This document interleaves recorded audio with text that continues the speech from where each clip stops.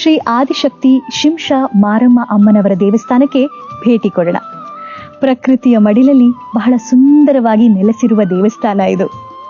ಇಲ್ಲಿಗೆ ಭಕ್ತಾದಿಗಳು ಸ್ಥಳೀಯರು ಮಾತ್ರ ಅಲ್ಲ, ಬೇರೆ ಬೇರೆ ಊರುಗಳಿಂದ ಭಕ್ತಾದಿಗಳು ಬರ್ತಾರೆ. ಅಮ್ಮನವರಲ್ಲಿ ಪ್ರಾರ್ಥನೆಯನ್ನ ಇಟ್ಟು ತಮ್ಮ ಇಷ್ಟಾರ್ಥಗಳನ್ನ ಈಡೇರಿಸಿಕೊಳ್ತಾರೆ. ಅಂತಹ ಶಕ್ತಿಪೀಠಕ್ಕೆ ಇವತ್ತು ನಾವು ಕೂಡ ಭೇಟಿ ಕೊಡೋಣ. ಹಾಗೂ ಬಹಳಷ್ಟು ವಿಶೇಷತೆ ಇದೆ ಆ ಕ್ಷೇತ್ರದ ಬಗ್ಗೆ ತಿಳ್ಕೊಳ್ಬೇಕು ನಾವು. ಗುರೂಜಿಯವರ ಮಾತುಗಳಲ್ಲಿ ಅದನ್ನ ಕೂಡ ಕೇಳೋಣ. ಬನ್ನಿ, ಅಮ್ಮನವರ ದರ್ಶನ ಮಾಡ್ತಾ ಕ್ಷೇತ್ರದ ವಿಶೇಷತೆಯನ್ನ ತಿಳ್ಕೊಂಡು ಬರೋಣ. ದಕ್ಷಿಣಾಮೂರ್ತಿ ಸ್ತೋತ್ರದ ಪಠಣವನ್ನು ಮಾಡಿ ಗುರುಜಿ, ಇನ್ನುಳಿದ ರಾಶಿಗಳ ಫಲಾಫಲಗಳು ಯಾವ ರೀತಿ ಇದೆ ಅಂತ ಈಗ ನೋಡೋಣ. ಗುರುಜಿ, ಗುರುಜಿಯವ್ರ ಜೊತೆ ಮಾತಾಡ್ಬೇಕು ಅಂತ ಸಾಕಷ್ಟು ಜನ ಕರೆ ಮಾಡ್ತಾ ಇದ್ದೀರಿ. ನೋಡೋಣ ನಿಮ್ಮಲ್ಲಿ ಯಾರಿಗೆಲ್ಲ ಇವತ್ತು ಕಾಲ್ ಕನೆಕ್ಟ್ ಆಗುತ್ತೆ, ಗುರುಜಿಯವ್ರ ಜೊತೆ ಮಾತಾಡೋದಕ್ಕೆ ಅವಕಾಶ ಸಿಗುತ್ತೆ ಅಂತ. ನಮಸ್ಕಾರ. ನಮಸ್ಕಾರ ಅಣ್ಣ. ತಮ್ಮ ಹೆಸರು? ಜಯಲಕ್ಷ್ಮಿ. ಜಯಲಕ್ಷ್ಮಿ ಅವರು ಯಾವ ಊರಿಂದ ಮಾತಾಡ್ತಿರೋದು?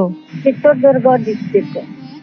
ಚಿತ್ರದುರ್ಗದಿಂದ ಮಾತಾಡ್ತಿರೋದು ಜಯಲಕ್ಷ್ಮಿ ಅವರು ಅಲ್ವಾ?